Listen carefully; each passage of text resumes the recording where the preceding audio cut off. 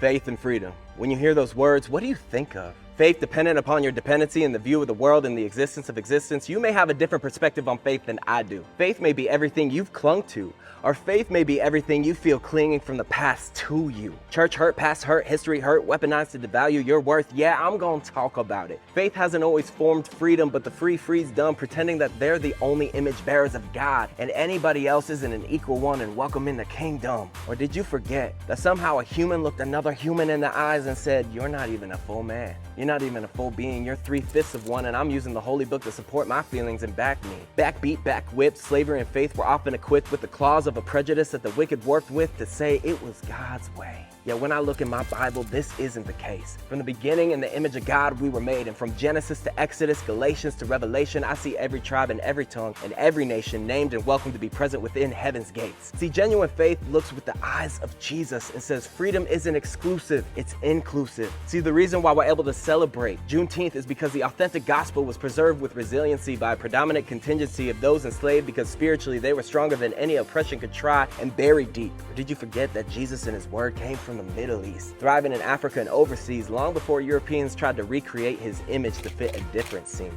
So even in the pain, shackles and chains couldn't contain the praise of a real living God making a way for people who didn't know when they see the light of Freedom's Day. Freedom. Freedom isn't selected to those who meet certain guidelines. Freedom isn't selected to those who fit the right lines and live the white life. The right life. Freedom is a gift sacrificed with his life on that cross for every single one that's hearing these lines. Now take a breath.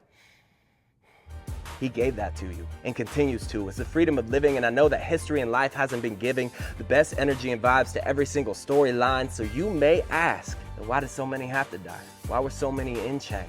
Can we keep it real? Because others didn't step up with their own faith and freedom to say enough was enough. Inequality, inequity, and having slaves didn't make sense, so it was time for a change. I didn't see that word from white pulpits across America's past plains. Now let me make it plain. This isn't a word because I'm trying to nickel and dime you in pain and make you feel bad. However, maybe, just maybe, conviction is a prescription we need to recognize that it hasn't been great for all of us when we see that flag. What does it say about your neighbor when you celebrate the 4th day next month but won't recognize that today was a genuine day of declaration of everyone's freedom? Let's keep it a buck. That freedom didn't even get the full refund because we're still dealing with systems and roots that aren't fully redone, because I haven't seen a reparations check get cleared from any of my friends' baked systems yet. I digress. So what do we do now? We can't change what happened in the past, but we got these moments right now and they're not guaranteed to last. True, authentic faith and freedom gives us the capacity to actually serve one another with love. To love my neighbor far greater than I could ever love myself. To love my city and everyone who is and isn't rocking with me with a light I refuse to leave on the shelf. This means if you have faith and you're free to serve those who don't have a voice, who are left with no choice but to hide in the shadows. I pray we find faith to not only be so shallow that we only wallow online and say, hallowed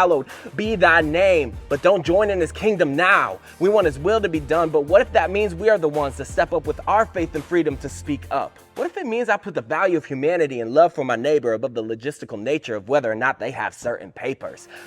To serve those who don't look like you. Serve those who don't believe like you. Serve those who don't talk like you, walk like you, think like you, drink like you, teach like you, preach like you, reach like you. Serve. Because the greatest leaders aren't the ones who are loud on a TV saying how great they are and all they're doing for others. It's the ones who quietly heal their neighbors, protecting against injustice for their sisters and brothers. Be loud with your hearts, your feet and your hands. Be louder with your actions and take a stand. This Juneteenth, let's find our faith and freedom to live out the genuine call of God's kingdom, to love one another, to serve one another, and see every single person as another family member.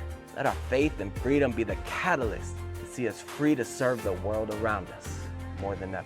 Amen.